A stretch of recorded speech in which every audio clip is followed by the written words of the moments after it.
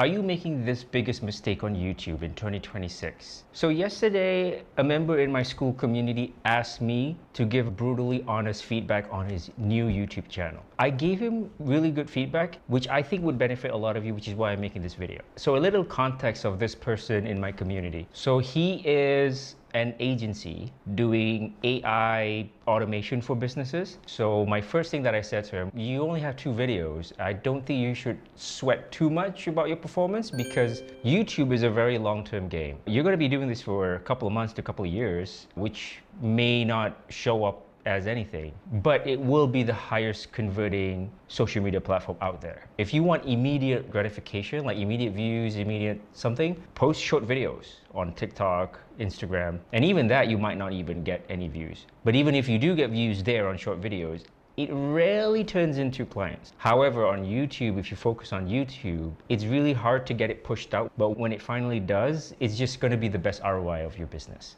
and your personal brand. So that's the first thing I said to him. Don't sweat it. It's gonna take some time. Think of this long term. When I looked at his video, he's doing some sort of AI agent thing for businesses. So the second thing I said was, I think you're a little too into your bubble. There's a common thing people say you gotta niche down, which I hate that word. Niching down really boxes you in. That means you only talk about one topic, but it doesn't really make any sense because the audience will change, the industry will change. So if you just talk about one thing, you screwed yourself there. This guy was talking about how AI agent can do this very specific thing, and then the other video was like how this AI agent that we installed for this company was able to do this specific thing. And I think your solution is too specific. So how can you package it up in a way that normal people could understand? So a way that you can understand this is looking at the marketing funnel. On the very top is problem unaware. These are people who they don't even know they had the problem. And then further down, there's people who are in problem aware. These are people who are okay, I got a problem, but I don't know what should I do. And then further down, these are solution aware. These are people okay, I need to fix my problem. I'm open to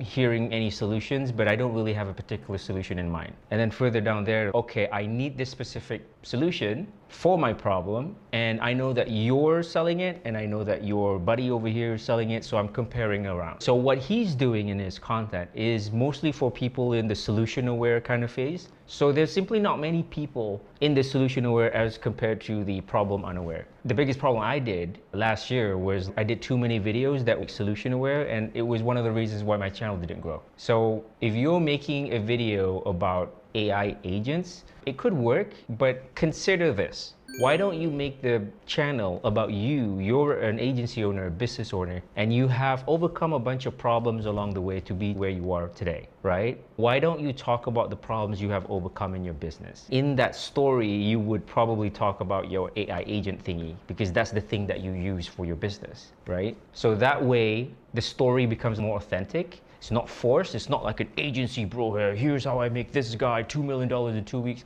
That brings me to the third point, which is all these agency bros, a lot of these claims, if anybody approached me hey, I'm gonna help edit your video so you can make $2 million next week. Anybody who makes anything remotely like that, I immediately tune you up because first of all, no, you can't make me $1 million in 2 months. Second of all, even if you can actually do that, you wouldn't be DMing me or making these kind of content. You're lying. And the audience know that you're lying. So I don't think you should use this kind of angle. So I think what I'm trying to say here is moving forward in 2026, we all should stop teaching. That Alex Hormozi guy you're following, listening to his every advice, give everything away for free and sell the implementation. I think that's a psyop. He's doing that to spoil the market for his benefit. And now just think about it. If you are the client, you watch 2 YouTube channels. One channel give everything away for free. The other one, you just like the guy. Which one do you want to work with? The guy who gave everything away for free or the guy that you like? Probably the guy that you like. So how do you make people like you? So it's to change the direction of the channels. Instead of being about one topic only, the channel is actually about you. You're the business owner, right? You have overcome a bunch of stuff along the way to be the way you are today.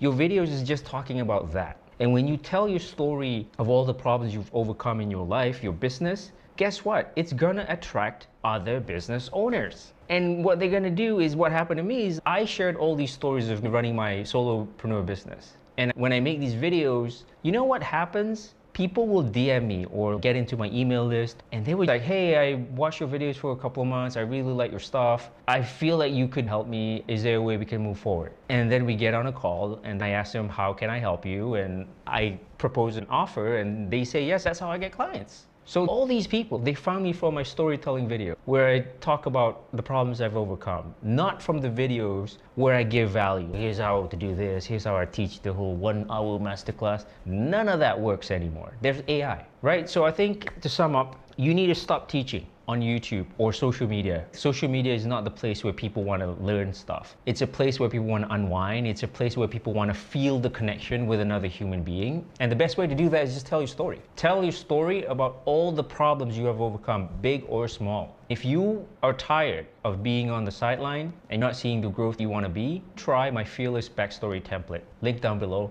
It will give you the first 60-second script so you know exactly what to say for your first storytelling video. It's the exact script I used to land an $1,800 client that found me from this video. Give it a shot.